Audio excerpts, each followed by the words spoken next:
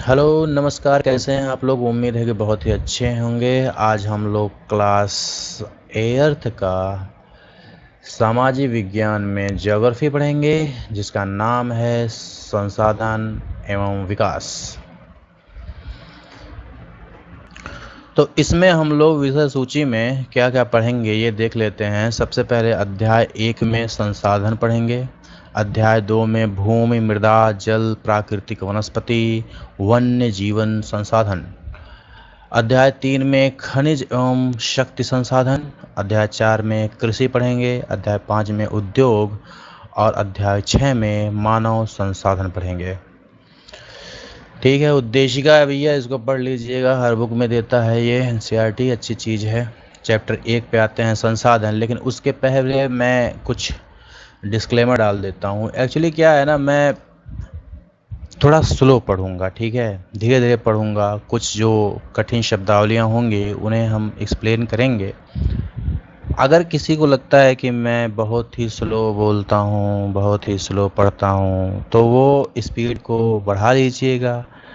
Slow बोलने के पीछे देखो, एक तो मेरा स्लो बोलने की हैबिट है, दूसरा ये है कि स्लो बोलने से जो वर्ड के कॉन्सेप्ट है ना, वो बहुत बेहतर तरीके से समझ में आता है। क्योंकि फ्लो में कई बार कुछ वर्ड छूट जाते हैं, भूल जाते हैं। तो मैं रिकमेंड करता हूँ आप लोगों को कि फर्स्ट बार, पहली बार जब आप देखें तो उसको स्लो में देखें, जैसे चल रहा है नॉर्मल स्पीड उसी में देखें। लेकिन जब आप सेकंड टाइम इसको देखें तो उसको स्पीड अप कर लें, थोड़ा बढ़ा लें स्पीड को, ठीक है। तो मेरी तरफ से रिकमेंडेशन यही है, बाकी आपको जो सही लगे उसको आप कर सकते हैं अपने अनुसार। तो सबसे पहला चैप्टर हम पढ़ेंगे जिसका नाम है संसाधन। मोना और राजू अपना घर साफ करने में अम्मा की मदद कर रहे थे। इन सभी चीज़ों को देखो, कपड़े, बर्तन, अनाज, कंघा, शहद की बोतल, किताबें, इनमें से प्रत्येक उपयोगी हैं, मोना ने कहा। इसीलिए ये महत्वपूर्ण हैं, अम्मा ने कहा। ये संसाधन हैं। संसाधन क्या है? अम्मा से राजू ने प्रश्न पूछा। अम्मा ने बताया, प्रत्येक वस्तु जिसका उपयोग आवश्यकताओं को पूरा करने के लिए किया जा सकता है वह संसाधन है। ये संसाधन का डेफिनेशन भी है, इसको याद रखिएगा। प्रत्येक वस्तु जिसका उपयोग आवश्यकताओं को पूरा करने के लिए किया जा सकता है वह संसाधन है। अपने चारों ओर देखिए और निरीक्षण कीजिए। आप संसाधनों के विविध प्रकारों को पहचानने में सक्षम होंगे। आप प्यास लगने पर जो जल पीते हैं, आप अपने घर में जिस विद्युत का उपयोग करते हैं, स्कूल से घर पहुंचने के लिए उपयोग किया गया रिक्शा, पाठ्य पुस्तक जिसका उपयोग आप अध्ययन के लिए करते हैं, ये सभी संसाधन है। आपके पिता ने आपके लिए नाश्ता तैयार किया है, उन्होंने जिन ताज़ी सब्जियों का उपयोग किया वे भी एक संसाधन है। जल, विद्युत, रिक्शा, सब्जियां, पाठ्य पुस्तक, सभी में कुछ एक जैसा क्या है? सभी में कुछ एक जैसा क्या है बताइए?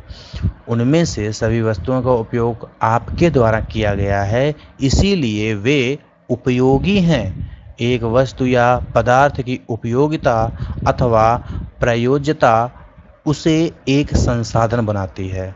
मतलब जब कोई वस्तु आपके उपयोग के लिए होता है, आपकी आवश्यकता को फुलफिल करता है, तभी हम उसको संसाधन कहते हैं।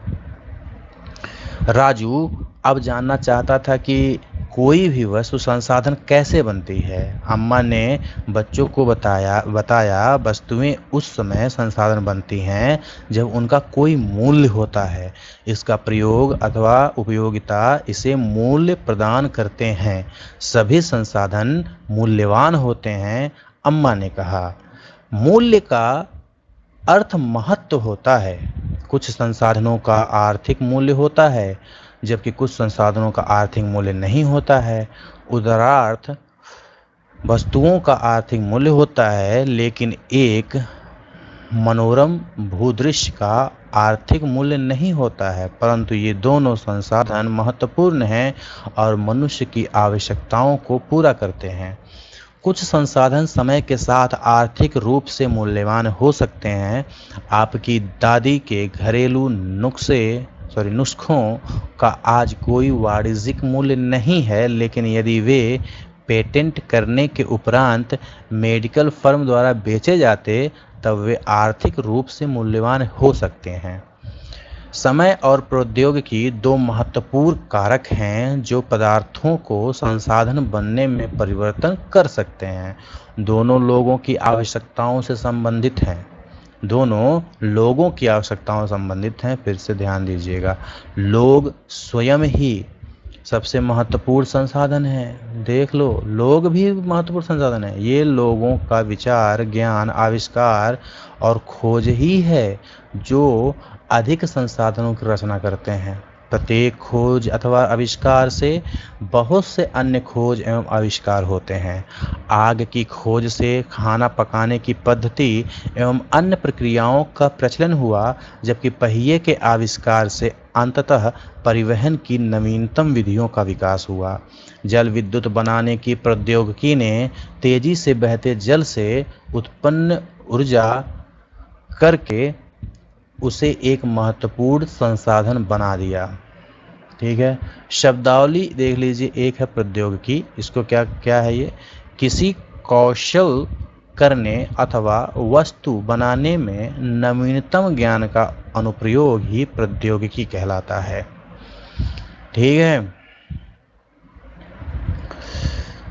यहाँ पे मानव संसाधन की बात कर रहा है तो एक बहुत महत्वपूर्ण संसाधन है। ठीक है, इसलिए मैं भी एक संसाधन हूँ। जाहिर सी बात है, हर मनुष्य एक संसाधन है। अगर वो कुछ उपयोगी वस्तु का निर्माण प्रकार में समाज में कुछ योगदान करता है तो। संसाधनों के प्रकार।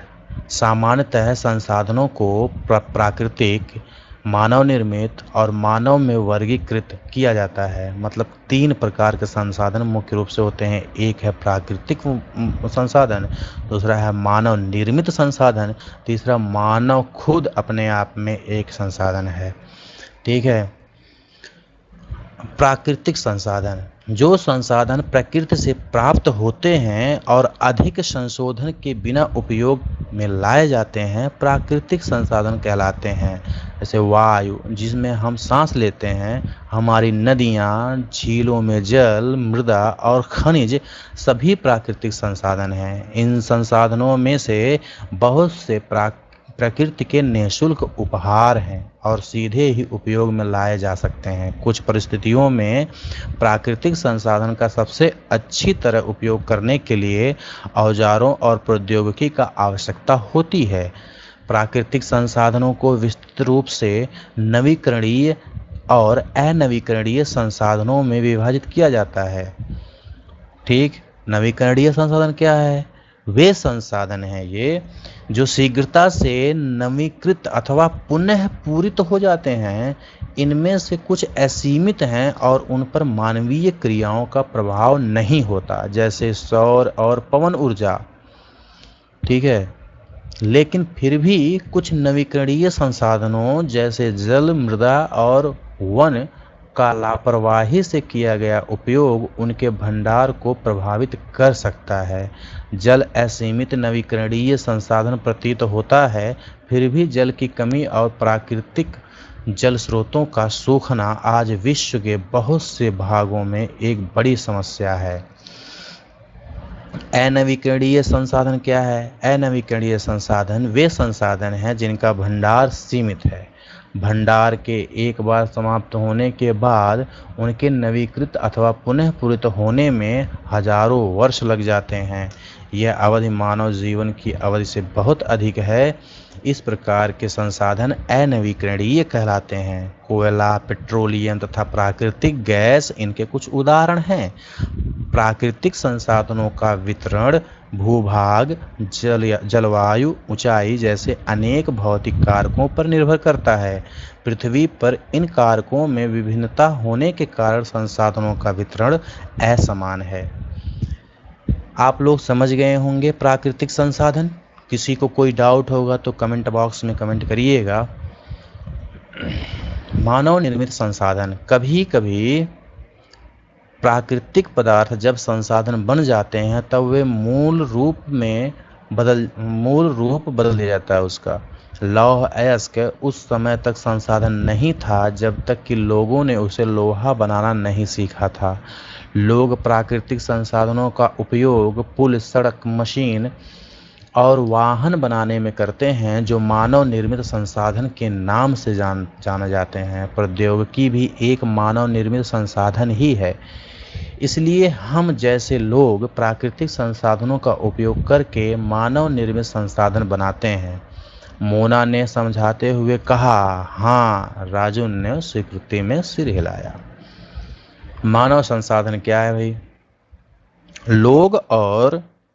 लोग और अधिक संसाधन बनाने के लिए प्रकृति का अच्छा उपयोग तभी कर सकते हैं जब उनके पास ऐसा करने का ज्ञान, कौशल तथा प्रौद्योगिकी उपलब्ध हो। इसीलिए मनुष्य एक विशिष्ट प्रकार का संसाधन है। अतः लोग मानव संसाधन हैं। शिक्षा और स्वास्थ्य लोगों को बहुमूल्य संसाधन बनाने में मदद करते हैं। ठीक है। अधिक संसाधनों के निर्माण में समर्थ होने के लिए लोगों के कौशल में सुधार करना मानव संसाधन विकास कहलाता है। ठीक है। मानव संसाधन विकास करने के लिए लोगों के कौशल में सुधार करना, शिक्षा का बेहतर करना, स्वास्थ्य को अच्छा करना। ठीक है। जब ये सब सही रहेंगे तो मानव संसाधन डेवलप होगा। ठीक है। ये आप लोग कुछ इंटरेस्टिंग सी चीज़ें हैं उसको पढ़ लीजिएगा। मानव संसाधन से तात्पर्य लोगों की संख्या और योग्यता से है, मानसिक और शारीरिक योग्यता से। यद्यपि मानव को संसाधन मानने के संदर्भ में लोगों में मतभेद है, इतना होते हुए भी इस तथ्य से इनकार नहीं किया जा सकता कि मूलतः मनुष्य की कुशलताएं ही भौतिक पदार्थों को मूल्यवान संसाधन बनाने में सहायता करती हैं। अब है संसाधन संरक्षण। मोना ने एक बुरा स्वप्न देखा। उसने देखा कि पृथ्वी पर सारा जल सूख गया है और सारे पेड़ कट गए हैं। वहाँ पर न तो छाया ही थी और न ही कुछ खाने पीने के लिए था। लोग परेशान हो रहे थे और चारों तरफ भोजन और छाया की तलाश में निराश घूम रहे थे। उसने अपनी माँ को अपने बारे में बताया। उसने पूछा, अम्मा, क्या यह सच हो सकता है? हाँ, अम्मा ने उत्तर दिया, यदि हम नवीकरणीय संसाधनों के प्रति सतर्क नहीं रहते हैं तो वे बहुत ही दुर्लभ हो सकते हैं और अनवीकरणीय संसाधन निश्चित ही समाप्त हो सकते हैं। राजू ने पूछा, हम इसके लिए क्या कर सकते हैं? बहुत कुछ, अम्मा ने उत्तर दिया। आप अपने दोस्तों से बात क्यों नहीं करते? संसाधनों का सतर्कतापूर्वक उपयोग करना और उन्हें नवीकरण के लिए समय देना संसाधन संरक्षण कहलाता है। ठीक है। मतलब उनका उपयोग भी आप कंट्रोल में करो, थोड़ा सतर्कपूर्वक करो और उनको फिर से रिन्यू होने के लिए, नवीकरण करने के लिए समय देना चाहिए। संसाधनों का उपयोग करने की आवश्यकता और भविष्य के लिए उनके संरक्षण में संतुलन बनाए रखना सतत पोषीय विकास कहलाता है। एक बार फिर से देख लीजिएगा, इसी को समपोषणीय विकास या फिर सतत पोषणीय विकास कहते हैं। संसाधनों का उपयोग करने की आवश्यकता और भविष्य के लिए उनके संरक्षण में संतुलन बनाए रखना है। क्या है वो? सतत पोषीय विकास। संसाधनों के संरक्षण के अनेक तरीके हैं। प्रत्येक व्यक्ति उपभोग को कम करके वस्तुओं के पुनर्चक्रण और पुनः उपयोग द्वारा योगदान दे सकता है। अंततः यह एक विभिन्नता बनाता है क्योंकि सभी जीवन एक दूसरे से जुड़े हैं। उस शाम बच्चों और उनके मित्रों ने पुराने समाचार पत्रों, व्यर्थ वस्त्रों और बांस की डंडियों से लिफाफे और खरीदारी के लिए थैले बनाए। मोना ने कहा, हम इन वस्तुओं में से कुछ वस्तुएं उन परिवारों को देंगे जिन्हें हम जानते हैं। मुस्तफ़ा ने कहा, अपने संसाधन को बचाना और अपनी पृथ्वी को सजीव रखना यह एक बहुत अच्छा कार्य है। जस्सी ने कहा, मैं बहुत ही सतर्क रहूँगी कि कागज़ व्यर्थ ना हो। उसने स्पष्ट किया, कागज बनाने के लिए बहुत से पेड़ को काट दिया जाता है। मैं ध्यान रखूंगा कि मेरे घर में विद्युत व्यर्थ ना हो, मुस्तफा ने जोर से कहा। विद्युत जो है जल और कोयले से मिलती है। मैं विश्वास दिलाती हूँ कि घर में जल बेकार नहीं होगा। जल की एक एक बूंद मूल्यवान है, आशा ने कहा। बच्चों ने कहा, हम सब मिलकर अंतर ला सकते हैं। यह कुछ कार्य मोना, राजू और उनके मित्रों ने दिए हैं। आपका क्या विचार है? आप संसाधन संरक्षण में कैसे मदद करने जा रहे हैं? आपको क्वेश्चन लिखा जा सकता है, संसाधन संरक्षण में कैसे मदद करेंगे, आप क्या कर सकते हैं? आप हमारी पृथ्वी और इस पर निवास करने वाले लोगों का भविष्य पेड़ पौधों और परितंत्र की सुरक्षा और संरक्षण से जुड़ा है। अब यह सुनिश्चित करना हमारा कर्तव्य हो जाता है कि सभी नवीकरणीय संसाधनों के उपयोग सतत पोषीय हैं। पृथ्वी पर जीवन की विविधता संरक्षित की जाए, प्राकृतिक पर्यावरणीय तंत्र की हानि को कम किया जाए। ठीक है, तो हम लोग अब आगे चलते हैं। एक पहले बॉक्स पढ़ लेते हैं, सतत पोषीय विकास के कुछ सिद्धांत। जीवन के सभी रूपों का आदर और देखभाल, मानव जीवन की गुणवत्ता को बढ़ाना, पृथ्वी की जीवन शक्ति और विविधता का संरक्षण करना, प्राकृतिक संसाधनों के ह्रास को कम से कम करना, पर्यावरण के प्रति व्यक्तिगत व्यवहार और अभ्यास में परिवर्तन करना, समुदायों को अपने पर्यावरण की देखभाल करने योग्य बनाना, ये सब कहीं न कहीं सतत पोषणीय विकास के कुछ लक्षण है। ठीक है, अब हम लोग आते हैं चैप्टर 2 पे, जिसका टाइटल है भूमि, मृदा, जल, प्राकृतिक वनस्पति और वन्य जीव संसाधन। तंजानिया, अफ्रीका के एक छोटे गांव में मम्बा पानी लाने के लिए प्रातः शीघ्र उठती है। मम्बा एक लड़की का नाम है। उसे बहुत दूर जाना पड़ता है और वह कुछ घंटों के बाद लौटती है। उसके उपरांत वह घर के कार्यों में अपनी माँ का हाथ बंटाती है और अपने भाइयों की बकरियों की देखभाल में भी मदद करती है। उसके पूरे परिवार के पास उनकी छोटी झोपड़ी के चारों ओर चट्टानी भूमि का एक भाग है। माम्बा के पिता कठिन परिश्रम के बाद मात्र कुछ मक्का और सेम ही उगा पाते हैं। फिर भी यह उनके परिवार के साल भर के खाने के लिए पर्याप्त नहीं है। पीटर न्यूजीलैंड के भेड़ पालन प्रदेश के मध्यवर्ती भाग में रहता है, जहां उनका परिवार ऊन प्रक्रमण करने का कारखाना चलाता है। प्रतिदिन जब पीटर स्कूल से लौटता है, वह अपने चाचा को अपनी भेड़ों की देखभाल करते हुए देखता है। उनका भेड़ों का बाड़ा कुछ दूरी पर पहाड़ियों से लगे हुए एक विस्तृत घास के मैदान पर स्थिर है।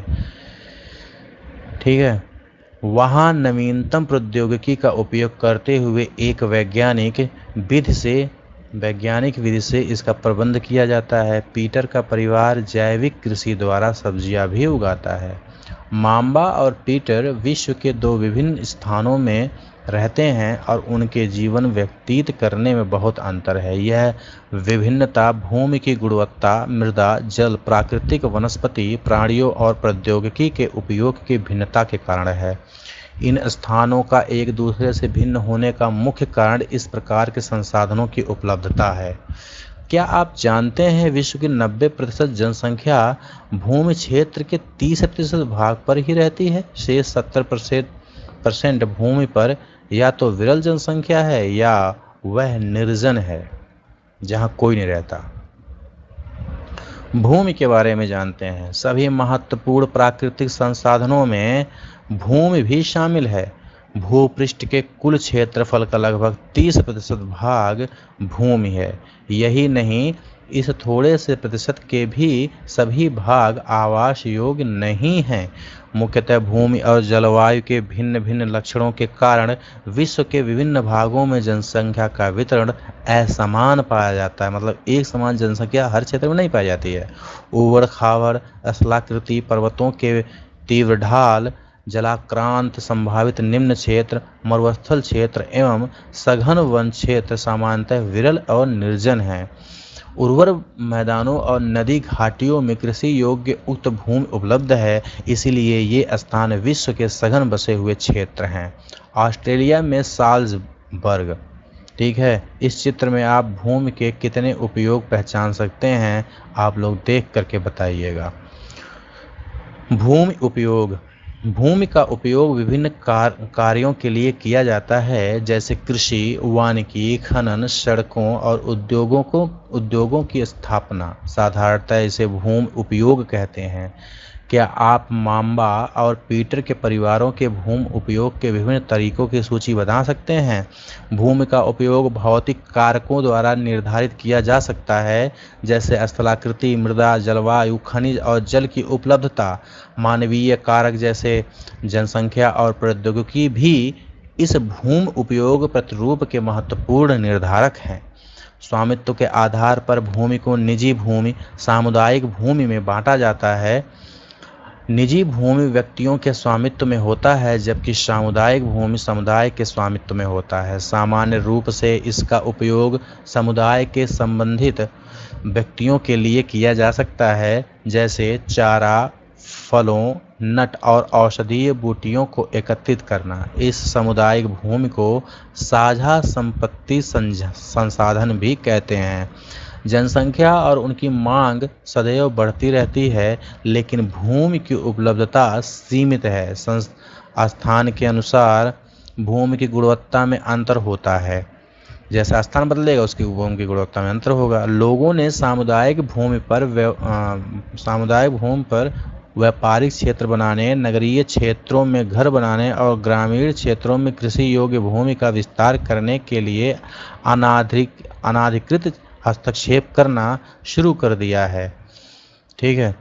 आज भूमि का उपयोग प्रतिरूप में व्यापक परिवर्तन हमारे समाज में सांस्कृतिक परिवर्तनों को दर्शाते हैं। वर्तमान में कृषि और निर्माण संबंधित गतिविधियों के प्रसार के कारण निम्नीकरण, भूस्खलन, मृदा अपरदन, मरुस्थलीकरण पर्यावरण के लिए प्रमुख खतरा है। हर किसी का आप लोग शायद आप जानते हो अर्थ, ठीक है। देखिए, निम्नीकरण मतलब मिट्टी का गुणवत्ता खराब होना। भूस्खलन मतलब जो पहाड़ी क्षेत्र में होता है, पर्वत का एक हिस्सा खसक करके कहीं न कहीं अनाच्छादन के द्वारा नीचे चला आता है। मृदा अपरदन जो वायु, जल और हिमनद या नदियों के द्वारा मृदा का कटना, उसे मृदा अपरदन कहते हैं। मरुस्थलीकरण जो मरुस्थल का क्षेत्र बढ़ता जाता है उसको मरुस्थलीकरण कहते हैं। मतलब जो क्षेत्र आज कृषि योग्य है वो कुछ वर्षों के बाद अगर वो वहाँ पे मरुस्थल है तो इस क्रिया को मरुस्थलीकरण कहते हैं। पर्यावरण के लिए ये सब बहुत बड़े खतरे हैं। ठीक है। भूमि उपयोग में समय के अनुसार परिवर्तन आता रहता है, जो कि यहाँ पे हम दिखाया गया है। ठीक है।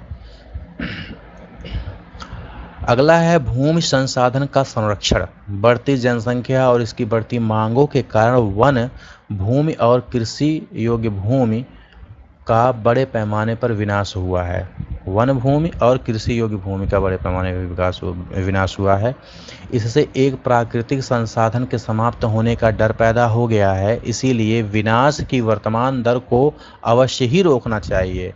वन रोपण, भूमि उद्धार, रासायनिक कीटनाशकों और उर्वरकों के नियमित उपयोग और अतिचारण पर रोक आदि भूमि संरक्षण के लिए उपयुक्त कुछ सामान्य तरीके हैं।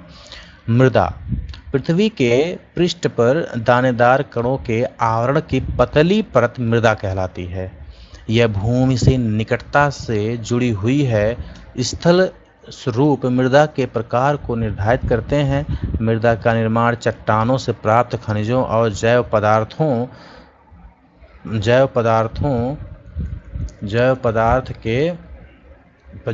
तथा भूमि पर पाए जाने वाले खनिजों से होता है। यह अपक्षय की प्रक्रिया के माध्यम से बनती है। खनिजों और जैव पदार्थों का सही मिश्रण मृदा को उपजाऊ बनाते हैं। ठीक है भाई। खनिजों और जैव पदार्थों का सही मिश्रण मृदा को उपजाऊ बनाते हैं। चलिए इसके पहले ये भूस्खलन के बारे में पढ़ लेते हैं। भूस्खलन को सामान्य रूप से शैल, मलबा, या ढाल से गिरने वाली मिट्टी के बृहद संचयन के रूप में परिभाषित किया जाता है। वे प्रायः भूकंप, बाढ़, ज्वालामुखी के साथ घटित होते हैं। लंबे समय तक भारी वर्षा होने से भूस्खलन होता है। यह नदी के प्रवाह को कुछ समय के लिए अवरुद्ध कर देता है। नदी अवरुद्धता के अचानक फूट पड़ने से निचली घाटियों के आवासों में विध्वंस आ जाता है। पहाड़ी भूभाग में भूस्खलन एक मुख्य और विस्तृत रूप से फैली प्राकृतिक आपदा है जो प्रायः जीवन और संपत्ति को आघात पहुंचाती है और चिंता का एक मुख्य विषय है। एक वस्तुस्थिति अध्ययन हिमाचल प्रदेश के किन्नौर जिले में रेगांक पीको के निकट पंजी गांव में बड़े भूस्खलन के कारण राष्ट्रीय राजमार्ग 22 का पुरानी हिंदुस्तान तिब्बत सड़क का 200 मीटर तक का भाग नष्ट हो गया। ठीक है, ये देख लो आप। यह भूस्खलन पंजी गांव में तीव्र विस्फोटन द्वारा हुआ था। विस्फोटन के कारण ढाल का एक कमजोर क्षेत्र नीचे गिर गया, जिसके कारण सड़क और गांव के आसपास के क्षेत्र को क्षति पहुंची। पंजी गांव को किसी संभावित मानव विनाश से बचाने के लिए पूर्ण रूप से खाली करा दिया गया था। न्यूनीकरण की प्रक्रिया क्या है? क्रियाविधि। ठीक है, वैज्ञानिक प्राविधियों के विकास से हमें समझने की शक्ति मिली है कि भूस्खलन उत्पन्न होने के कौन कौन से कारक हैं और उनका प्रबंधन कैसे करना है। भूस्खलन को रोकने की कुछ प्राविधियां निम्नलिखित हैं। न्यूनीकरण मतलब इनको कम करना, इनकी बारंबारता कम करने का क्या क्रियाविधि है। भूस्खलन प्रभावित क्षेत्रों का मानचित्र बनाकर इसमें प्रभावित होने वाले स्थानों को इंगित करना। इस प्रकार इन क्षेत्रों को आवास बनाने के लिए छोड़ा जा सकता है। भूमि को खिसकने से बचाने के लिए प्रतिधारी दीवार का निर्माण किया जाता है। देखो, ये दीवार बनाया गया है। भूस्खलन को रोकने का सबसे प्रभावी तरीका वनस्पति आवरण में वृद्धि है। वनस्पति अगर लगा दिया जाए तब भी भूस्खलन की जो बारंबारता है कमी होती है। सतही अपवाह और झरना प्रवाहों के साथ साथ भूस्खलन की गतिशीलता को नियंत्रित करने के लिए पृष्ठीय अपवाह तंत्र उपयोग क्रियान्वित किया जाता है। ठीक है, यहाँ अगर मृदा प्रच्छेदिका देखें तो ये है जनक चट्टानें, मतलब यहीं से निर्माण होता है मिट्टियों का। फिर अपक्षय चट्टानों के पदार्थ मिलते हैं मिट्टियों के ऊपर। इसके बाद बालू, गाद, क्ले के साथ उपमृदा मिलता है। ठीक है, और इसी के एकदम ऊपर परत में ह्यूमस होता है जहाँ पे वनस्पति के साथ ऊपरी मृदा बनी होती है। ठीक है भाई। शब्दावली है अपक्षय, तापमान परिवर्तन, तुषार क्रिया, पौधे, प्राणियों और मनुष्य की क्रियाकलाप द्वारा अनावृत शैलों का टूटना ही और क्षय होना ही अपक्षय का। क्या आप जानते हैं कि केवल 1 सेंटीमीटर मृदा को बनने में सैकड़ों वर्ष लग जाते हैं? मृदा में देख लीजिए क्या क्या चीज़ें हैं। जलवायु, तापमान, वर्षा, अपक्षय और ह्यूमस निर्माण की दर को प्रभावित करते हैं ये सब मृदा को। ठीक है। समय मृदा प्रच्छेदिका की मोटाई को निश्चित करता है। समय, वनस्पति जात, प्राणी जात और सूक्ष्म जीव ह्यूमस निर्माण की दर को प्रभावित करते हैं। उच्चावच, तुंगता और ढाल मृदा के संचय को निर्धारित करते हैं। जनक शैल, रंग, गठन, रासायनिक गुणधर्म, खनिज मात्रा और पारगम्यता को निर्धारित करते हैं ये जनक शैल जो हैं। ठीक है, तो ये सब मृदा के प्रभावित करने वाले फैक्टर्स हैं ये। अब मृदा निर्माण के कारक। मृदा निर्माण के मुख्य कारक जनक शैल का स्वरूप, जलवायविक कारक हैं। मानव निर्माण के अन्य कारक स्थलाकृति, जैव पदार्थों की भूमिका और मृदा निर्माण के संगठन में लगा समय है। अलग अलग स्थानों में ये भिन्न भिन्न हैं। मृदा का निम्नीकरण और संरक्षण के उपाय। मृदा अपरदन और क्षीणता मृदा संसाधन के लिए 2 प्रमुख खतरे हैं। मानवीय और प्राकृतिक दोनों ही कारकों से मृदाओं का निम्नीकरण हो सकता है। मृदा के निम्नीकरण में सहायक कारक वनोन्मूलक, अतिचारण, रासायनिक उर्वरकों और कीटनाशकों का अत्यधिक उपयोग, वर्षा दोहन, भूस्खलन और बाढ़ है। मृदा संरक्षण की कुछ विधियां निम्न प्रकार है। मल्च बनाना, पौधों के बीच अनावृत भूमि जैव पदार्थ जैसे प्रवाल से ढक जाती है, इससे मृदा की आर्द्रता रुकी रहती है। अब देखो वेदिका फॉर्म हमने क्लास 7th में भी दिखाया था, ठीक है। क्लास 8th में देखिए वेदिका फॉर्म ऐसे होते हैं। एक्चुअली क्या होता है, ये पहाड़ियों पे कुछ इस तरीके से ऐसे काट करके एक छोटा छोटा गाटा बनाते हैं, छोटा छोटा खेत बनाते हैं, जिससे कि पानी ऊपर से बह करके आती है, तो यहाँ पे रुकते आती है, तो यहाँ पे खेती भी होती है, ठीक है। फिर ये समुच्च रेखीय जुताई इसको बोलते हैं। आगे देखते हैं वेदिका फार्म। चौड़े समतल सोपान और वेदिका तीव्र ढालों पर बनाए जाते हैं ताकि सपाट सतह फसल उगाने के लिए उपलब्ध हो जाए। इनसे पृष्ठीय प्रवाह और मृदा अपरदन कम होता है। यहाँ पे फसल भी उगती है और पृष्ठीय प्रवाह भी कम होता है, मतलब तेज़ी से वर्षा का पानी तेज़ी से नीचे नहीं आता है, और साथ में खेती भी कर सकते हैं, कृषि भी कर सकते हैं। समुच्च रेखीय जुताई, एक पहाड़ी ढाल पर समुच्च रेखीय रेखाओं के समानांतर जुताई ढाल से नीचे बहते जल के लिए एक प्राकृतिक अवरोधक निर्माण करती है। इस तरीके से जुताई करते हैं कि तो थोड़ा सा रोकता है पानी को। रक्षक मेखलाएं, तटीय प्रदेशों और शुष्क प्रदेशों में पवन गति रोकने के लिए वृक्ष कतारों में लगाए जाते हैं ताकि मृदा आवरण को बचाया जा सके। ये रक्षक मेखला कहलाते हैं। इस तरीके लगाए जाते हैं जिससे कि मृदा का अपरदन कम हो। समुच्च रेखीय रोधिकाएं, समुच्च रेखीय पर रोधिकाएं बनाने के लिए पत्थरों, घास, मृदा का उपयोग किया जाता है। रोधिकाओं के सामने जल एकत्र करने के लिए खाइयां बनाई जाती है। यहाँ देखते हैं क्रियाकलाप। एक ही आकार की और व 2 ट्रे लीजिए।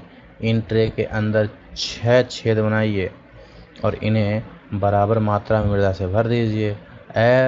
ट्रे की मृदा को खाली छोड़ दीजिए, जबकि ट्रे में गेहूं और चावल के दाने लगाइए। बाद में ट्रे के दाने उगकर कुछ ऊंचे हो जाते हैं। अब दोनों ट्रे को ऐसे रखिए कि वे एक ढाल पर हों। दोनों ट्रे में बराबर ऊंचाई से एक ओर से मग से जल डालते हैं और दोनों ट्रे के छिद्रों से निकलने वाले पंकिल जल को 2 अलग-अलग डिब्बों में एकत्रित करें और तुलना करें कि प्रत्येक ट्रे में कितनी मृदा बह गई। तो इसमें आप देखेंगे, क्योंकि ये जड़ जो है मिट्टी को बांध के रखती हैं, ऊपरी सतह को बांध के रखती हैं, इसलिए मिट्टी का प्रवाह जो है वो नहीं हो पाता है नदियों में ज़्यादा, जहाँ पे वृक्ष लगे होते हैं। जबकि जहाँ वृक्षों का कमी होता है वहाँ पे मृदा अपरदन ज़्यादा होता है। चट्टान बांध, यह जल के प्रवाह को कम करने के लिए बनाए जाते हैं। यह नालियों की रक्षा करते हैं और मृदा क्षति को रोकते हैं। बीज का फसल उगाना, वर्षा दोहन से मृदा को सुरक्षित रखने के लिए अलग अलग समय पर भिन्न भिन्न फसलें एकांतर कतारों में उगाई जाती हैं। क्या आप जानते हैं वर्ष 1975 में मानव उपयोग के लिए जल की खपत 3850 घन किलोमीटर प्रति वर्ष थी, जो वर्ष 2000 में बढ़ करके 6000 घन किलोमीटर प्रति वर्ष से भी अधिक हो गई। अब देखते हैं जल एक महत्वपूर्ण नवीकरणीय प्राकृतिक संसाधन है। भूपृष्ठ का 3/4 भाग जल से ढका है, इसीलिए इसे जल ग्रह कहना उपयुक्त है। लगभग 3.4 अरब वर्ष पहले जीवन आदि महासागरों में ही प्रारंभ हुआ था। यद्यपि आज भी महासागर पृथ्वी की सतह के 2/3 भाग को ढके हुए हैं और विविध प्रकार के पौधों और जंतुओं को मदद करते हैं। महासागरों का जल लवणीय है और मानव उपयोग के लिए उपयुक्त नहीं है। अलवण जल केवल 2.7% ही है। इसका लगभग 70% भाग बर्फ की चादरों और हिमालयों के रूप में अंटार्कटिका, ग्रीनलैंड और पर्वतीय प्रदेशों में पाए जाते हैं। अपनी स्थिति के कारण ये मनुष्य की पहुंच के बाहर हैं। केवल 1% लवण जल उपलब्ध है और यह मानव उपयोग के लिए उपयुक्त है। यह भौम जल नदियों, झीलों के पृष्ठीय जल के रूप में और वायुमंडल में जलवाष्प के रूप में पाया जाता है। गजब का चीज़ है। क्या आप जानते हैं एक टपकता नल एक वर्ष में 1200 लीटर जल व्यर्थ करता है। सिर्फ टप टप टप टप करने वाला है नल। क्रियाकलाप कर लीजिएगा। औसतन एक भारतीय नागरिक प्रतिदिन 150 लीटर प्रतिदिन लगभग 150 लीटर का उपयोग करता है। वैसे नहाने वहाने में देखते हैं उपयोग। पानी पीने के लिए 3 लीटर, खाना बनाने के लिए 4 लीटर, नहाने के लिए 20 लीटर, शौचालय या फ्लशिंग के लिए 40 लीटर, वस्त्र धोने के लिए 40 लीटर, बर्तन धोने के लिए 20 लीटर, बागवानी करने के लिए 23 लीटर, कुल 150 लीटर। क्या आप इस उपयोग को कम करने के तरीके सोच सकते हैं? सोचा जा सकता है लेकिन कोई उपयोग नहीं करेंगे भैया। पानी की अमीरता है ना हमारे यहाँ। यही कारण है कि अलवणीय जल पृथ्वी का सबसे अधिक मूल्यवान पदार्थ है। पृथ्वी पर जल न बढ़ाया जा सकता है और न घटाया जा सकता है। इसकी कुल मात्रा स्थिर रहती है। इसकी प्रचुरता में विविधता प्रतीत होती है क्योंकि वाष्पीकरण, वर्षण और वाह की प्रक्रियाओं द्वारा महासागरों, वायु, भूमि और पुनः महासागरों में चक्रण द्वारा निरंतर गतिशील है। जैसा कि आप जानते हैं इसे जल चक्र कहते हैं। जल चक्र कहते हैं ना, जैसे महासागरों से जल वाष्पीकरण हुआ, बादल बना, वर्षा हुआ, पानी बरसा, उसको नदियों के माध्यम से फिर महासागर में, तो ये पूरा एक साइकिल बनता है। उसी को जल चक्र कहते हैं। मनुष्य जल की बड़ी मात्रा का उपयोग न केवल पीने और धुलाई में ही करता है वरन उत्पादन प्रक्रिया में भी करता है। जल जो है कृषि, उद्योग और बांधों के जलाशयों के माध्यम से विद्युत उत्पादन करने में भी प्रयोग किया जाता है। जल स्रोतों के सूखने अथवा जल प्रदूषण के कारण अलवणीय जल की आपूर्ति की कमी के मुख्य कारण बढ़ती जनसंख्या, भोजन और नकदी फसलों की बढ़ती मांग और बढ़ता नगरीकरण और बेहतर होता जीवन स्तर है। क्या आप जानते हैं, क्या आपने जल बाजार के बारे में सुना है? सौराष्ट्र प्रदेश में 1.25 लाख जनसंख्या वाला अमरेली शहर पास के तालुकों से पानी खरीदने के लिए पूर्णतः निर्भर है। जल उपलब्धता की समस्या। विश्व के कई प्रदेशों में जल की कमी है। अधिकांश अफ्रीका, पश्चिमी एशिया, दक्षिण एशिया, पश्चिमी संयुक्त राज्य अमेरिका के भाग, उत्तरी पश्चिमी मैक्सिको, दक्षिण अमेरिका के भाग और संपूर्ण ऑस्ट्रेलिया अलवणीय जल की आपूर्ति की कमी का सामना कर रहे हैं। ये देश ऐसे जलवायु प्रदेश में स्थिर है जहां अक्सर सूखा पड़ता है। उनमें जलाभाव की अधिक समस्या बनी रहती है। इस प्रकार जल का अभाव मौसमी अथवा वार्षिक वर्षण की विविधता के परिणाम स्वरूप हो सकता है अथवा अति उपयोग और जल स्रोतों के संदूषण के कारण भी जल का अभाव हो सकता है। जल संसाधनों का संरक्षण। आज के विश्व में शुद्ध और पर्याप्त जल स्रोतों तक पहुंचना एक बड़ी समस्या बन गई है। इस क्षीण होते संसाधन के संरक्षण के लिए कदम उठाने चाहिए। यद्यपि जल एक नवीकरणीय संसाधन है तथापि इसका अति उपयोग और प्रदूषण इसे उपयोग के लिए अनुपयुक्त बना देते हैं। अशोधित या आंशिक रूप से शोधित वाहित मल, कृषि रसायनों का विसर्जन, जल निकायों में औद्योगिक बहिर्स्राव जल के प्रमुख संदूषक हैं। इसमें शामिल हैं नाइट्रेट धातुओं और पीड़कनाशी जल को प्रदूषित कर सकते हैं। इसमें से अधिकांश रसायन अजैव निम्नीकरण होने के कारण जल द्वारा मानव शरीर में पहुंच जाते हैं। इन प्रदूषकों को जल निकायों में छोड़ने से पूर्व वाहियात स्रोतों का उपयुक्त विधि से शोधित करके जल प्रदूषण नियंत्रण किया जा सकता है। वन और अन्य वनस्पति आवरण धरातलीय प्रवाह को मंद करते हैं और भूमिगत जल को पुनः पूरित करते हैं। जल संग्रहण पृष्ठीय प्रभाव को बचाने की दूसरी विधि है।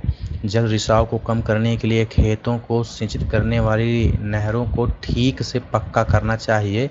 रिसाव और वाष्पीकरण से होने वाली जल क्षति को रोकने के लिए क्षेत्र की स्प्रिंकलरों से सिंचाई करना अधिक प्रभावी विधि है। वाष्पीकरण की अधिक दर वाले शुष्क प्रदेशों में सिंचाई की ड्रिप और टपकन विधि बहुत उपयोगी होती है और सिंचाई की इन विधियों को अपनाकर बहुमूल्य जल संसाधन को संरक्षित किया जा सकता है। ठीक है। प्राकृतिक वनस्पति और वन्य जीवन। स्कूल के बच्चे हस्तशिल्प प्रदर्शनी में घूम रहे थे। प्रदर्शनी की वस्तुएं देश के भिन्न भिन्न भागों से एकत्रित की गई थी। मोना ने एक थैला हाथ में उठाया और उत्साह से कहा, यह एक सुंदर हैंडबैग है। अध्यापिका ने कहा, हाँ, यह जूट से बना है। क्या आप उन टोकरियों, दीप छात्रों और कुर्सियों को देखते हैं? वे बेत और बांस की बनी हैं। इसकी बात कर रही है। इस चित्र में है नहीं शायद। भारत के पूर्वी और उत्तर पूर्वी आंध्र प्रदेशों में बांस प्रचुर मात्रा में पाया जाता है। जेस्सी रेशमी स्कार्फ देख करके उत्साहित थी। यह खूबसूरत स्कार्फ देखो। अध्यापिका ने स्पष्ट किया कि रेशम कीटों से प्राप्त किया जाता है जो शहतूत के पेड़ों पर पाले जाते हैं। बच्चे समझ गए कि पौधे हमें अनेक विभिन्न उत्पाद प्रदान करते हैं जिनका उपयोग हम दैनिक जीवन में करते हैं। प्राकृतिक वनस्पति और वन्य जीवन केवल स्थलमंडल, जलमंडल और वायुमंडल के बीच जुड़े एक संकरे क्षेत्र में ही पाए जाते हैं जिसे हम जैवमंडल कहते हैं। जैवमंडल में सभी जीवित जातियां जीवित रहने के लिए एक दूसरे से परस्पर संबंधित और निर्भर रहती हैं। इस जीवन आधारित तंत्र को पारतंत्र कहते हैं। वनस्पति और वन्य जीवन बहुमूल्य संसाधन हैं। पौधे हमें इमारती लकड़ी देते हैं, प्राणियों को आश्रय देते हैं, ऑक्सीजन उत्पन्न करते हैं जिनमें हम सांस लेते हैं, फसलों को उगाने के लिए आवश्यक मृदा की सुरक्षा करते हैं, रक्षक मेखला के रूप में भी कार्य करते हैं, भूमिगत जल के संग्रहण में सहायता करते हैं, हमें फल, लैक्टस, तारपीन का तेल, गोंद, औषधीय पौधे और कागज प्रदान करते हैं जो आपके अध्ययन के लिए अत्यधिक आवश्यक है। पौधे के असंख्य उपयोग हैं जिनमें आप कुछ और जोड़ सकते हैं। ठीक है। क्या आप जानते हैं भारतीय उपमहाद्वीप में जिन पशुओं का उपचार डिक्लोफिनेक, एस्प्रिन अथवा इबुप्रोफेन जैसे पीड़ानाशक से किया जाता था, उनके अपमार्जन उपरांत गिद्ध किडनी खराब होने से मर गए थे। पशुओं पर इन औषधियों के उपयोग करने पर प्रतिबंध लगाने के प्रयास किए जा रहे हैं तथा आरक्षित स्थान पर गिद्ध के प्रजनन का प्रयास किया जा रहा है। वन्य जीवन के अंतर्गत जंतु, पक्षी, कीट और जलीय जीव रूप आते हैं उनसे हमें दूध, मांस, खाल और ऊन प्राप्त होता है। कीट जैसे मधुमक्खी हमें शहद देती हैं, फूलों के परागण में मदद करती हैं और पारतंत्र में अपघटक के रूप में एक महत्वपूर्ण भूमिका निभाती हैं। चिड़िया अपने भोजन के लिए कीटों पर निर्भर हैं और अपघटकों के रूप में कार्य करती हैं। ठीक है। अपघटक क्या होते हैं मैं बताऊंगा अभी। गिद्ध जो है मृत जीव जंतुओं को खाने के कारण एक अपमार्जक है और पर्यावरण का एक महत्वपूर्ण शोधक समझा जाता है। इसीलिए प्राणी चाहे बड़े हों अथवा छोटे, सभी पारतंत्र को संतुलन बनाए रखने के लिए अनिवार्य है। घास, स्थल एवं वन, और ये है किलकिला जिसको किंग फिशर भी बोलते हैं। ठीक है। अपघटक मतलब क्या होता है, जब कोई जीव किसी भी कारण से मर जाता है तो उसको फिर से ये जो पंच तत्व कहे जाते हैं ना, उनमें विलीन कर देता है। ठीक है। जल को जल में मिला दिया, मिट्टी को मिट्टी में मिला दिया, वायु को वायु में मिला दिया। ठीक है, जो जो तत्व है उसको फिर से वो डिकोड करते हैं, अलग करते हैं किसी भी जीव को, तो उसे ही अपघटक कहते हैं। अगला है प्राकृतिक वनस्पति का वितरण। वनस्पति की वृद्धि मुख्य रूप से तापमान और आर्द्रता पर निर्भर करती है। विश्व की वनस्पति के मुख्य प्रकारों को 4 वर्गों में रखा जा सकता है: वन, घास स्थल, गुल्म और टुंड्रा। भारी वर्षा वाले क्षेत्रों में विशाल वृक्ष उग सकते हैं। इस प्रकार वन प्रचुर जल आपूर्ति वाले क्षेत्रों में ही पाए जाते हैं। जैसे जैसे आर्द्रता कम होती है, वैसे वैसे वृक्षों का आकार और उनकी सघनता कम होती जाती है। सामान्य वर्षा वाले क्षेत्रों में छोटे आकार वाले वृक्ष और घास उगते हैं, जिससे विश्व के घास के स्थलों का निर्माण होता है। कम वर्षा वाले शुष्क प्रदेशों में कटीली झाड़ियाँ एवं गुल्म उगते हैं। इसी प्रकार के क्षेत्रों में पौधों की जड़ें गहरी होती हैं। वाष्पोत्सर्जन से होने वाली आर्द्रता की हानि को घटाने के लिए इन पेड़ों की पत्तियां कांटेदार और मोमी तरह वाली होती हैं। शीत ध्रुवीय प्रदेशों की टुंड्रा वनस्पति में मॉस और लाइकेन सम्मिलित है। पिछली 2 शताब्दियों में विश्व में जितने लोग थे, इस समय उनसे कहीं अधिक लोग हैं। बढ़ती जनसंख्या के पोषण के लिए, फसलों को उगाने के लिए वनों के विशाल क्षेत्रों से वृक्ष काट दिए गए। विश्व भर में वनों के आवरण तेजी से समाप्त हो रहा है। इस बहुमूल्य संसाधन के संरक्षण की तुरंत आवश्यकता है।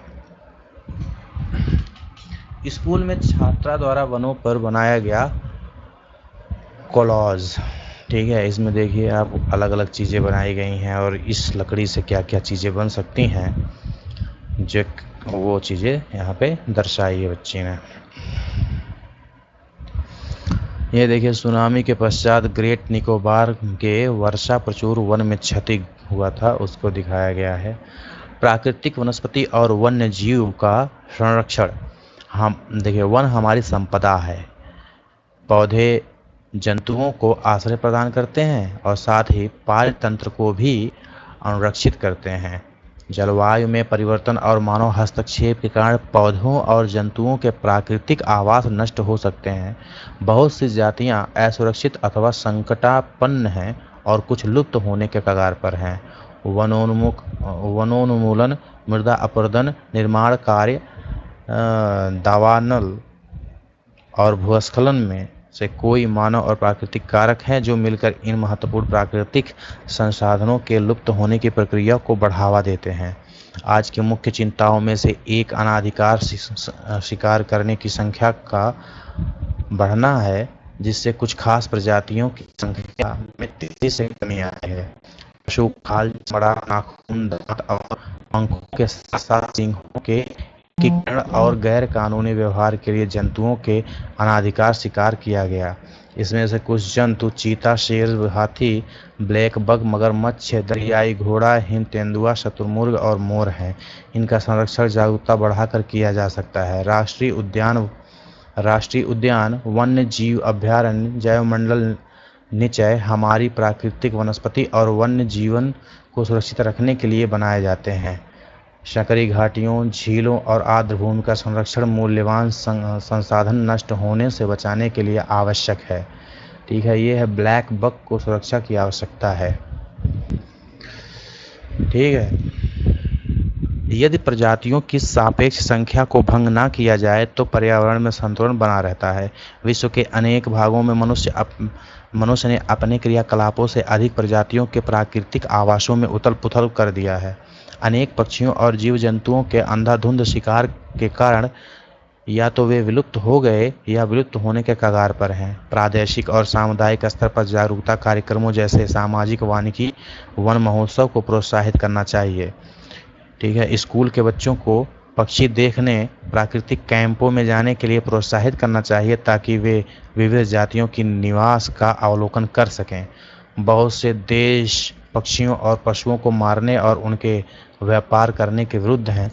भारत में शेरों, चीतों, हिरणों, भारतीय सारंग और मोर को मारना अवैध है। एक राष्ट्रीय परिपाटी CITES, the convention on international trade in endangered species of wild fauna and flora की स्थापना की गई, जिनसे प्राणियों और पक्षियों की अनेक जातियों की सूची तैयार की गई।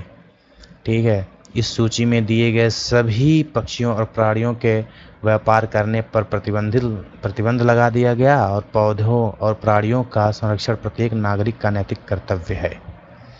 ठीक है, ये है भैया चीतलों का झुंड, और इधर है काजीरंगा राष्ट्रीय उद्यान में हाथियों का झुंड। शब्दावली है जैवमंडल निचय। जैवमंडल निचय ये क्या है? यह वैश्विक नेटवर्क द्वारा जुड़े आरक्षित क्षेत्रों की एक श्रृंखला है जिसे संरक्षण और विकास के बीच संबंध को प्रदर्शित करने के इरादे से बनाया गया है। क्या आप जानते हैं कि CITES, ठीक है, CITES the convention on the international trade in endangered species of wild fauna and flora सरकारों के बीच एक अंतर्राष्ट्रीय समझौता है। इसका उद्देश्य यह सुनिश्चित करना है कि वन्य प्राणी और पौधों के नमूनों के अंतर्राष्ट्रीय व्यापार से उनके जीवन को कोई खतरा नहीं है। मोटे तौर पर पशुओं की 5000 जातियां, पौधों की 28,000 जातियां रक्षित की गई हैं। भालू, डॉल्फिन, कैक्टस, प्रवाल, ऑर्किड और एलो कुछ उदाहरण हैं। चैप्टर 3 है खनिज और शक्ति संसाधन। किरी शुकांत से मिलने धनबाद के निकट उसके पैतृक स्थान पर जा रही थी।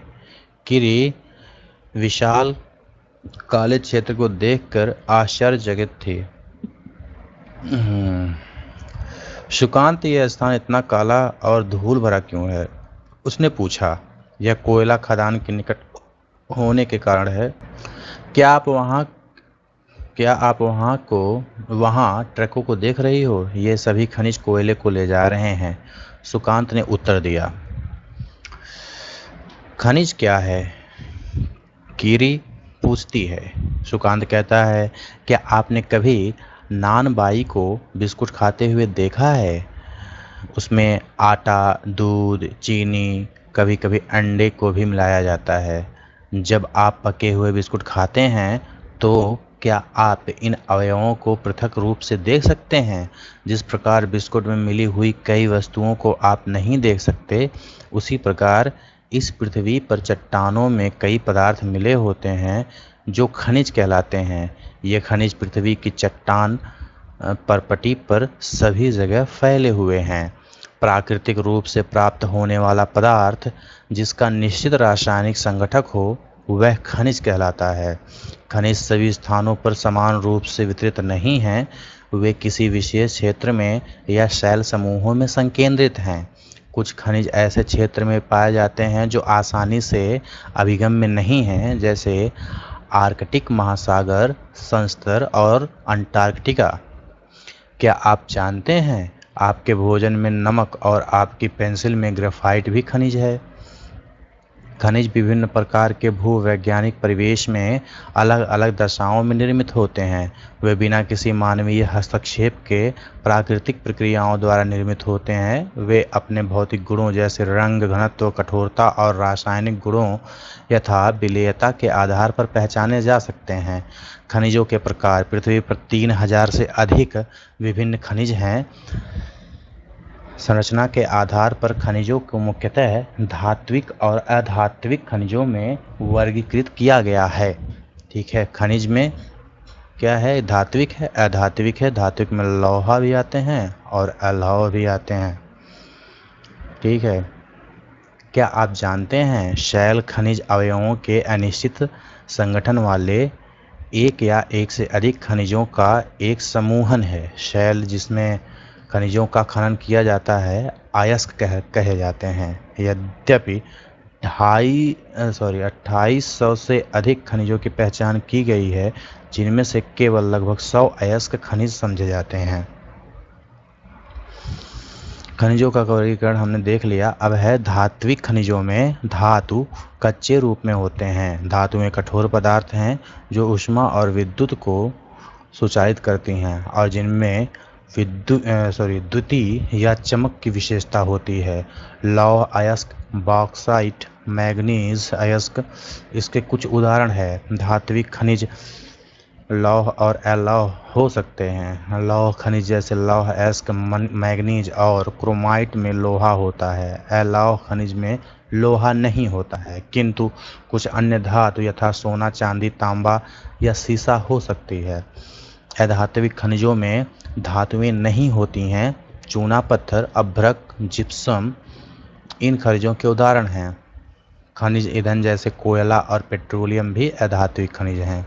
खनिजों को खनन, प्रवेधन और आखनन द्वारा निष्कर्षित किया जाता है। खनिजों का निष्कर्षण खनन द्वारा, प्रवेधन द्वारा और आखनन द्वारा। खनन दो प्रकार से किए जाते हैं, एक है विवृत खनन और एक है कूपकी खनन।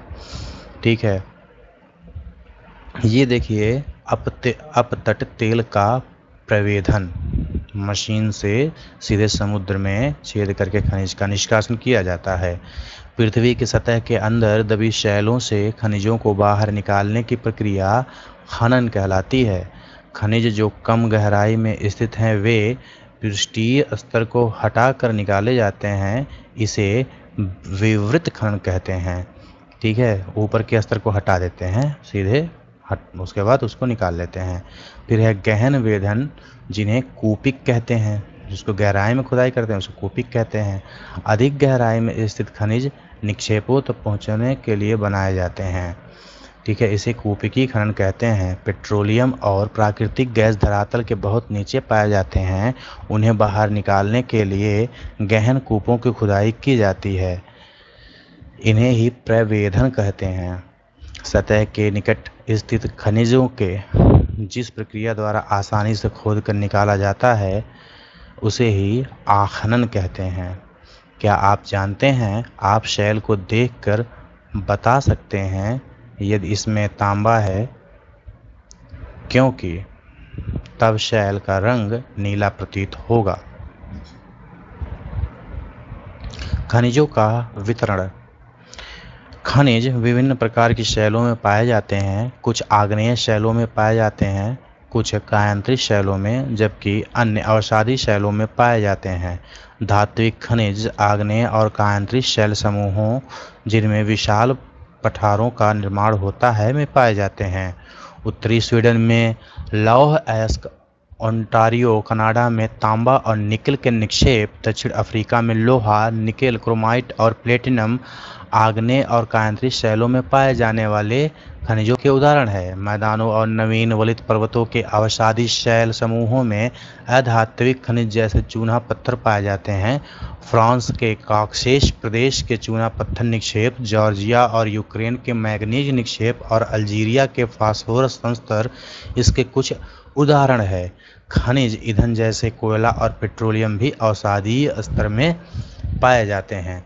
ये आप ध्यान दीजिएगा, विश्व के मैप पर खनिजों के कुछ स्रोतों के लोकेशन दिए गए हैं। जो ये इस तरीके से बना हुआ चिन्ह है, लोहा है, जो स्टार की तरह दिख रहा है वो तांबा है, और बॉक्साइट को इस तरीके से दिखाया गया है। तो आप देखोगे ना, इंडिया में सबसे पहले इंडिया में लोहा और बॉक्साइट भारी मात्रा मिलता है, जबकि तांबा की कमी है। ठीक है, बाकी उत्तर अमेरिका में आप देखोगे तो तांबा पश्चिमी कोस्टल की तरफ मिलता है ज़्यादा, जबकि लोहा ईस्टल कोस्टल की तरफ मिलता है ज़्यादा, और इसी के बीच में बॉक्साइट भी कहीं कहीं मिलता है। और जो वेस्ट इंडीज़ की कंट्रीज़ हैं, जिसमें Jamaica, Cuba, Haiti, Dominican Republic है, इन सब में आपको बॉक्साइट ज़्यादा को देखने को मिलता है। ठीक है, बॉक्साइट आपका यहाँ गुयाना, फ्रेंच गुयाना में भी मिलता है, जो कि आपका साउथ अमेरिका का पूर्वी हिस्सा है। और तांबा जो है वो पश्चिमी छोर पर पाया जाता है। तांबा का स्रोत मैं आपको बताऊं, ज़्यादातर वहाँ पाया जाता है जहाँ पे थोड़ा सा रेगिस्तानी भूमि होती है। ठीक है, यहाँ पे भी देखिए तांबा का कुछ स्रोत पाए जा रहे हैं, और साथ ही बॉक्साइट इसके पश्चिमी छोर पे पाया जाता है और लोहा भी साथ में अफ्रीका का। ठीक है, ये वाला एरिया आप लोग जानते हैं ये सेंट्रल एशिया का हिस्सा कहलाता है। यहाँ पे आपका तांबा का भंडार मुख्य रूप से ज़्यादा पाए जाते हैं। बाकी यूरोप में सबसे अधिक क्या मिलता है ये आप लोग चिन्ह को देख करके बता सकते हैं। बाकी ऑस्ट्रेलिया में भी लोहा और बॉक्साइट का स्रोत ज़्यादा मिलता है। इंडोनेशिया में भी बॉक्साइट मिलता है। ठीक है, तो ये चीज़ें आप लोग देख करके मोटे तौर पे एक अंडरस्टैंडिंग रख सकते हैं, जिससे कि आपको एक आइडिया रहेगा। एशिया के बारे में पढ़ते हैं। चीन और भारत के पास विशाल लौह अयस्क निक्षेप है। यह महाद्वीप विश्व का आधे से अधिक टिन उत्पादन करता है। चीन, मलेशिया, इंडोनेशिया विश्व के अग्रणी टिन उत्पादक में से हैं। चीन सीसा, एंटीमनी, टंगस्टन के उत्पादन में भी अग्रणी है। एशिया में मैग्नीज, बॉक्साइट, निकेल, जस्ता और तांबा के भी निक्षेप हैं। ये पूरे एशिया की बात कर रहा है। तो पूरे एशिया में जब बात किया जाएगा तो सब कंट्रीज़ को लिया जाएगा एशिया का। ये एशिया आपका मुख्य रूप से देखा जाए तो ये पूरा एशिया का हिस्सा है। ठीक है, ये पूरा एशिया का हिस्सा है। तो इसमें पाए जाने वाले प्रमुख खनिजों की बात कर रहे हैं। अब यूरोप में अगर बात करें तो यूरोप इस मैप में पता ही होगा, ये वाला हिस्सा पूरा यूरोप कहलाता है।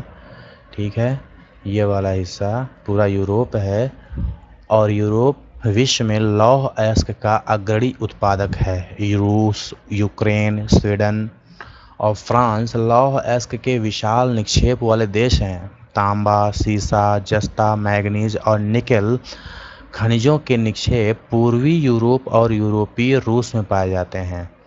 अब है उत्तरी अमेरिका। उत्तरी अमेरिका आपको यहाँ पे दिखाया गया है, यही है उत्तरी अमेरिका भैया। ठीक है, ये पूरा जो है उत्तरी अमेरिका का भाग है। उत्तरी अमेरिका में खनिज निक्षेप 3 क्षेत्रों में अवस्थित हैं। ग्रेट लेक के उत्तर में कनाडियन शील्ड प्रदेश, कनाडियन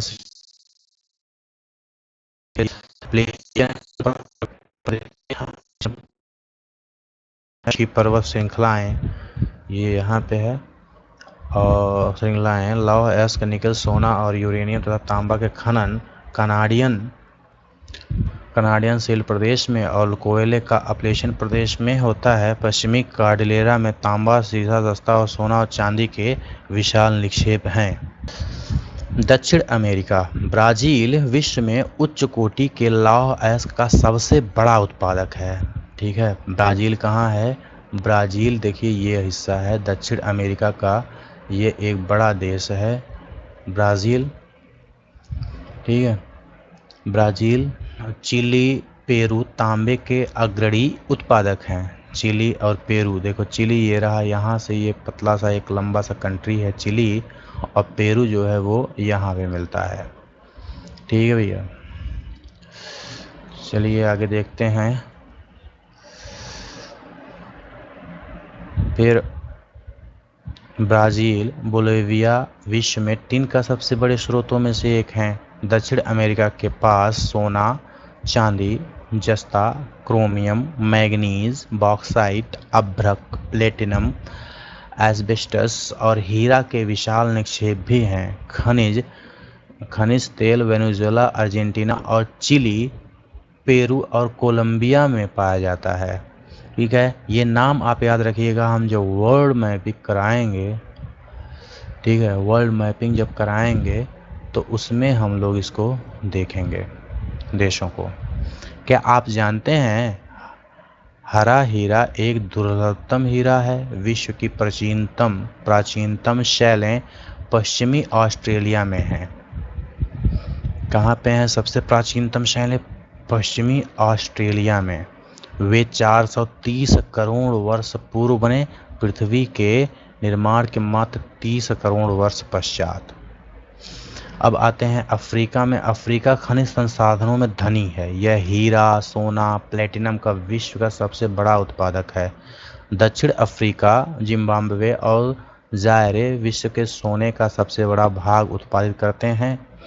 और तांबा, लौह अयस्क, क्रोमियम, यूरेनियम, कोबाल्ट और बॉक्साइट दक्षिण अफ्रीका में पाए जाने वाले अन्य खनिज हैं। तेल जो है नाइजीरिया, लीबिया और अंगोला में पाया जाता है। ऑस्ट्रेलिया के बारे में पढ़ लेते हैं। ठीक है, सभी देखो महाद्वीपों को जान लीजिए भैया। ये है अफ्रीका और ये है ऑस्ट्रेलिया। ठीक है, ये Asia, Europe, north America, south America, Antarctica. Australia विश्व में बॉक्साइट का सबसे बड़ा उत्पादक है। ठीक है, किसका है?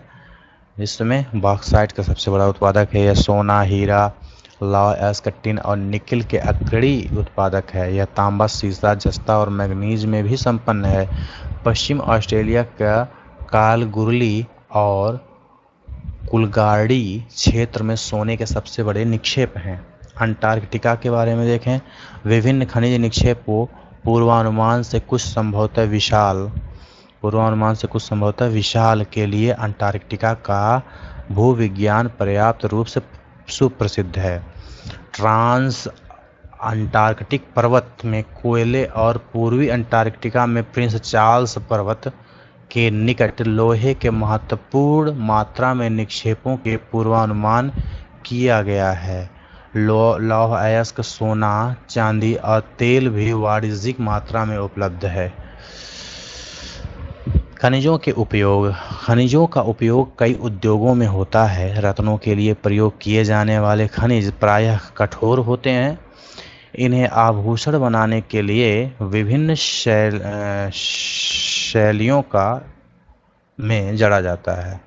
तांबा एक अन्य धातु है जिसका उपयोग सिक्के से लेकर के पाइप तक प्रत्येक वस्तु में किया जाता है। कंप्यूटर उद्योग में प्रयुक्त होने वाला सिलिकॉन क्वार्ट्ज से प्राप्त होता है। ठीक है, और एल्युमिनियम जिसे उसके अयस्क बॉक्साइट से प्राप्त किया जाता है का उपयोग ऑटोमोबाइल्स और हवाई जहाज, बोतल बंद उद्योग, पवन निर्माण और रसोई के बर्तन तक में होता है। खनिजों के संरक्षण कैसे करें?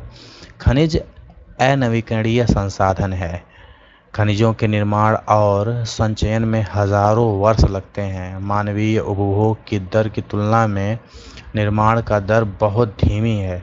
खनन की प्रक्रिया में बर्बादी को घटाना आवश्यक है। धातुओं का पुनर्चक्रण एक अन्य तरीका है जिससे खनिज संसाधनों को संरक्षित किया जा सकता है। पुनर्चक्रण क्या है कि जैसे कोई खनिज है उसका क्या होता है, पुनः प्रयोग किए करने लायक बना दिया जाता है। कम प्रयोग करते हैं, ये एक चक्र है। मतलब बनाओ, प्रयोग करो, फिर से उसको रिसाइकल करो, रिसाइकलिंग प्रक्रिया है ये।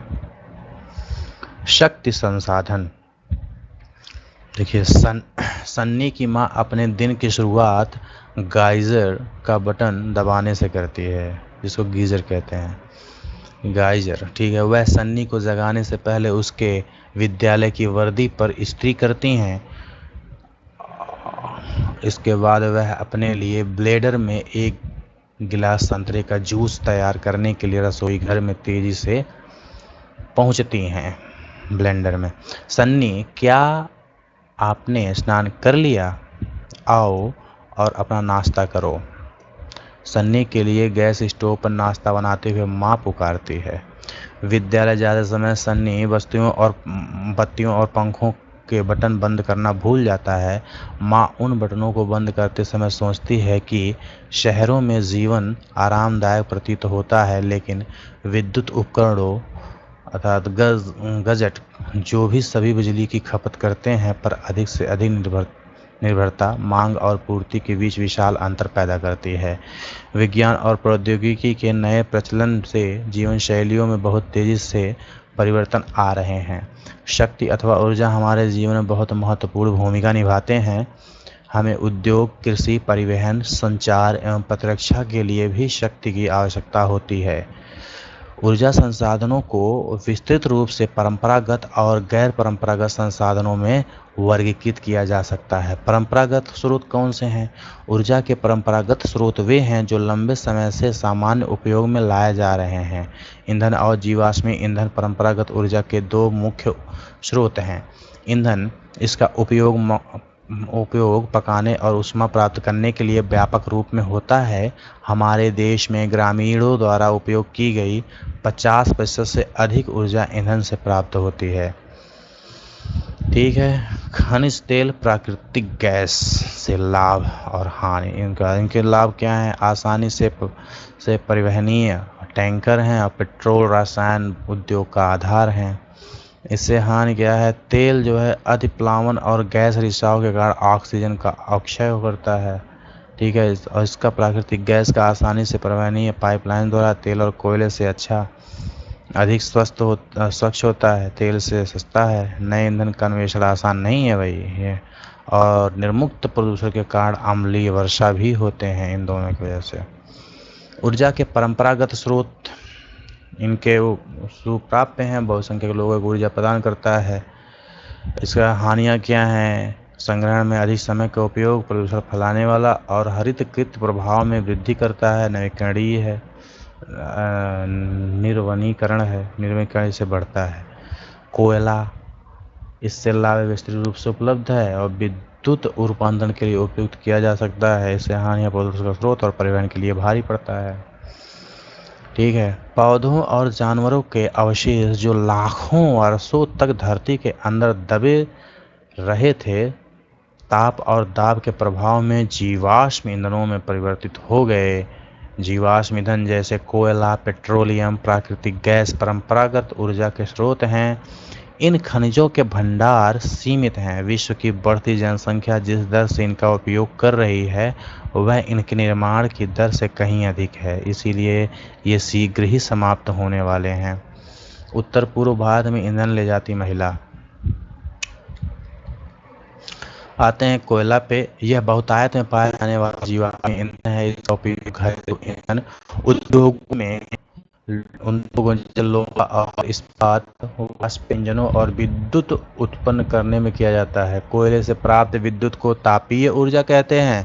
कोयला जिसका हम आज उपयोग कर रहे हैं वह लाखों वर्ष पूर्व विशाल फर्न और दलदल के पृथ्वी के परतों में दबने से बना है। कोयला इसीलिए अंतर्निहित धूप के रूप में जाना जाता है। ठीक है। ये तापीय ऊर्जा संयंत्र का दृश्य है। इस तरीके से तापीय ऊर्जा संयंत्र बनता है। विश्व में अग्रणी कोयला उत्पादक देशों में चीन, संयुक्त राज्य अमेरिका, जर्मनी, रूस, दक्षिण अफ्रीका और फ्रांस हैं। भारत के कोयला उत्पादक क्षेत्र रानीगंज पश्चिम बंगाल में तथा झरिया, धनबाद और बोरोको झारखंड में। झरिया, धनबाद और बोरोको कहाँ पे है? ये झारखंड में है। और रानीगंज कहाँ है? पश्चिम बंगाल में। पेट्रोलियम, देखो पेट्रोल जिससे आपकी कार चलती है और तेल जो आपकी साइकिल को चरमराने से रोकती है, दोनों की शुरुआत गाढ़े काले द्रव से होती है जिसे पेट्रोलियम कहा जाता है। यह शैल की परतों के मध्य पाया जाता है और इसका वेधन अपतटीय और तटीय क्षेत्रों में स्थित तेल क्षेत्रों से किया जाता है। तदुपरांत इसे परिष्करणशाला भेजा जाता है या जहां अपरिष्कृत पेट्रोलियम के प्रक्रमण से विभिन्न तरह के उत्पाद जैसे डीजल, पेट्रोल, मिट्टी का तेल, मोम, प्लास्टिक और स्नेहक तैयार किए जाते हैं। पेट्रोलियम और इससे बने उत्पादकों को काला सोना कहा जाता है क्योंकि ये बहुत अधिक मूल्यवान है। पेट्रोलियम के मुख्य उत्पादक देश ईरान, इराक, सऊदी अरब और कतर हैं। अन्य मुख्य उत्पादक संयुक्त राज्य अमेरिका, रूस, वेनेजुएला और अल्जीरिया है। भारत में मुख्य उत्पादक क्षेत्र असम में डिगबोई, मुंबई में बॉम्बे हाई और तथा कृष्णा और गोदावरी नदियों के डेल्टा हैं। अब आते हैं प्राकृतिक गैस। देख लीजिए, ये अपरिष्कृत पेट्रोलियम है। जब खुदाई होती है तो वो इसी रूप में मिलता है। ठीक है। प्राकृतिक गैस पेट्रोलियम निक्षेपों के साथ पाई जाती है और तब निर्मुक्त होती है जब अपरिष्कृत तेल को धरातल पर लाया जाता है। इसका प्रयोग घरेलू और वाणिज्यिक ईंधनों के रूप में किया जा सकता है। रूस, नॉर्वे, यूके और नीदरलैंड प्राकृतिक गैस के प्रमुख उत्पादक हैं। भारत में जैसलमेर, किचड़ा, गोदावरी डेल्टा, त्रिपुरा और मुंबई के कुछ अपतटीय क्षेत्रों में प्राकृतिक गैस संसाधन है। विश्व के बहुत कम देशों के पास प्राकृतिक गैसों के अपने पर्याप्त भंडार हैं। हमारे द्वारा जीवाश्मी ईंधन के उपयोग की तीव्र वृद्धि ने चिंताजनक दर से इन्हें समाप्ति तक पहुंचा दिया है। इन ईंधनों के जलने से निकलने वाले विषैले प्रदूषक भी चिंता का विषय हैं। जीवाश्मी ईंधन का अनियंत्रित जलना अनियंत्रित टोटी से टपकने के समान है जो अंततः सूख जाती है। इससे हमारा ध्यान ऊर्जा के विभिन्न गैर परंपरागत स्रोतों के दोहन की ओर बढ़ाया और जीवाश्मी ईंधन के स्वच्छेतर विकल्प हैं। क्या आप जानते हैं, संपीड़ित प्राकृतिक गैस, जिसको CNG कहा जाता है, एक प्रचलित पर्यावरण हितैषी ऑटोमोबाइल ईंधन है क्योंकि यह पेट्रोलियम और डीजल की तुलना में कम प्रदूषण करती है। अब आते हैं जल विद्युत। बांधों में जल, वर्षा जल अथवा नदी जल ऊंचाई से गिराने के लिए संग्रहित किया जाता है। बांध के अंदर से पाइप के द्वारा बहता जल बांध के नीचे स्थित टरबाइन के ऊपर गिरता है। घूमते हुए ब्लेड जनरेटर को विद्युत के लिए घुमाते हैं। यह जल विद्युत कहलाती है और विद्युत उत्पन्न करने के बाद जो जल बहता है उसका उपयोग कृषि में किया जाता है। विश्व की ऊर्जा का 1/4 हिस्सा जल विद्युत से उत्पन्न होता है। विश्व में जल विद्युत के अग्रणी उत्पादक देश पराग्वे, नॉर्वे, ब्राज़ील और चीन हैं। भारत में इसके कुछ महत्वपूर्ण जल विद्युत केंद्र भाखड़ा नंगल डैम, गांधी सागर और नागार्जुन सागर और दामोदर नदी घाटी परियोजनाएं हैं। क्या आप जानते हैं, विश्व का पहला जल विद्युत उत्पन्न करने वाला देश नॉर्वे था? कौन सा देश था विश्व का? नॉर्वे। ठीक है। ये है पूरा डैम का पूरा एक संयंत्र जल विद्युत परियोजना का। ठीक है। ये डैम बनाते हैं और डैम बनाने के बाद नदियों के पानी को यहाँ रोका जाता है जहाँ पे जल भंडार होता है और इसी के नीचे जनरेटर लगाया जाता है। कौन सा जनरेटर? जिसमें टरबाइन लगे होते हैं। ठीक है। तो ये जो टरबाइन है ना, ये पानी के बहाव से नाचता है, उसके बाद विद्युत जनरेट होता है, फिर ये केबल से पावर हाउस में भेज दिया जाता है।